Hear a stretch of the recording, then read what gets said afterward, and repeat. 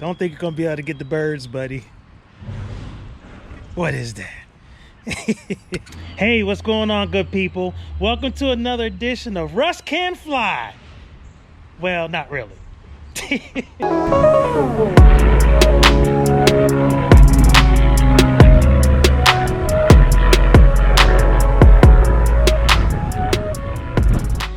So as you can see, it's such a gorgeous day. I mean, you know, I am so thankful for a nice sunny day to be able to come out and, you know, just talk to you guys today. So I definitely hope everybody understands that I am not trying to, you know, not take this, you know, situation that we're in seriously.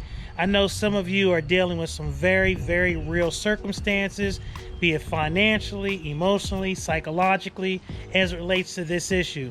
Some of you have already probably lost some loved ones, some friends, associates, colleagues, people that you may know. So I really pray that no one takes my doing these videos or continuing to do these videos as taking this whole COVID pandemic lightly. I'm not. As I said in my last video, this has touched me, and I've had colleagues contract this virus, and I've had one colleague pass away. So it is a serious situation, and I'm not taking it lightly. I will say, and maybe this is selfish, I will say it, and I will freely admit it, that I do these videos because it really does help me. It makes me feel like I'm still connected to other parts of my life that I really enjoy, including my dream of becoming a certified private pilot, licensed and able to fly. I love everything about aviation. It really has taken over my life in a very good way. It gives me something to strive for and focus on and think about. And at the same time, it gives me a chance to reach out to folks in a way that is non-pandemic related. Because, you know, I definitely want to make sure I'm doing that kind of stuff as well. So please excuse me if it seems like I'm not, you know, taking this seriously. Just know that I am.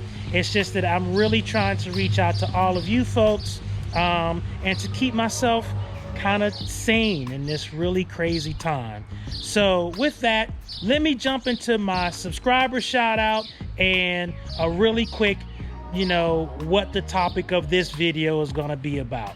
So before I jump into this next video, I wanted to send a subscriber shout out to Dabu Mishk. Dabu, D-A-B-U. Hopefully I'm pronouncing that right. You're my newest subscriber. I really appreciate you subscribing to the channel. Dabu, you're the reason why I do what I do, trying to keep this channel moving. I thank you for your support, and I thank you for subscribing to the channel. So one of the things I know you probably never thought about with general aviation, you know, those small planes, those tiny planes that you say, I will never get on one of those cloud hoppers. Well, do you know they play a huge, huge role in weather forecasting? Really? Who knew? A lot of weather reporting is done with satellites, and of course a lot of that helps your local weather person, whoever he or she may be, use models to do some forecasting. But a lot of the real-time weather reporting comes from small aviation. Yep, that's right. So us small folks and those cloud hoppers that you value but never get on, but you should at least try it once. A lot of the real-time weather information comes from those airplanes. So one of the things that happens in a lot of small GA aircraft is they're outfitted with a lot of data gathering instruments. Also, we are part of the weather data gathering instruments, the pilots themselves. A lot of times when you're flying, you will give reports. Sometimes a pilot will be flying at a certain, you know, altitude, and will say to a control tower, hey, control tower, at 10,000 feet northeast of the Philadelphia airport, I experienced some icing conditions. The weather report will then go to the control tower, and then that'll come out as a CTAF or a METAR or, you know, something to report around the airport. So the bottom line is, without getting too complicated, a lot of real-time weather reporting comes from people like me, well, not students, but actual pilots who are licensed, which I'm trying to become. But real reporting, real-time weather reporting does come from pilots as we fly our small airplanes around. Some are outfitted with actual data gathering information, and some is just based on pilot observation. So general aviation plays a very important role in terms of weather forecasting, and that kind of thing. So even your local weather person uses some of that information that it gets from airports. It gets that information from the airports, but the airports get their information from static instruments that they have at the airport, but they're also getting information from pilots who are flying around the area who may be self-reporting, or there are some times where the control towers will ask you, what are you experiencing? So for instance, this has never happened to me because I haven't been flying that much, and when I do, I'm at a non-controlled airport. But I have seen other videos where pilots are flying, and basically what they'll say is, hey, you just took off at runway 24, what are you experiencing? And then they'll say something like, yeah, I felt a real heavy downdraft of air, or it was a lot of turbulence once I went out at a certain altitude. So that's why, you think about us little cloud hoppers in general aviation not really playing too important a role, but we do. In addition to weather, there's all kinds of things that general aviation folks do. There's shoreline flying, there's pipeline flying. What that means is people are flying, over where known pipelines are to see if there's any leaks.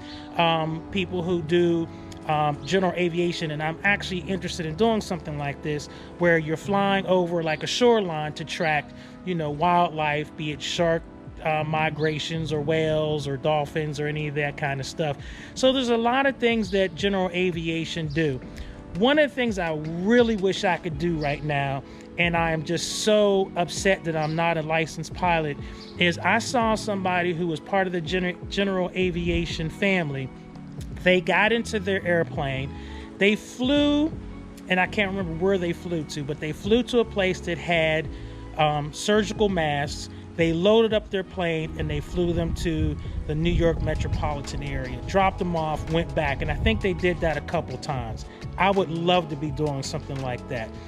So there's so many things that can be happening. And some of that is not happening. So there are impacts. And I really feel for everybody who's not able to, do the things that they would normally do, because I'm definitely missing the ability to fly.